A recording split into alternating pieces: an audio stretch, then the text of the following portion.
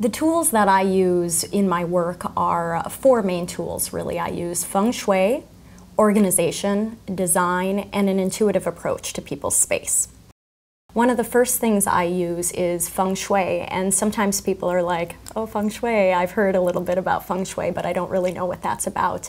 And feng shui, for me, when I'm coming into somebody's environment, is really just addressing the flow in the space. And that might be anything from the layout of the furniture to something with the architecture of the space that we can balance out to make it feel a little more comfortable.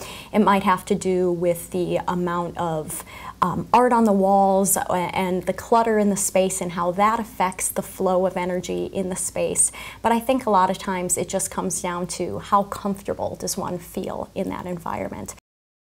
I also use, and I think one of my favorite techniques that I use, is really taking an intuitive approach and helping people understand what I call the psychology of their living environment.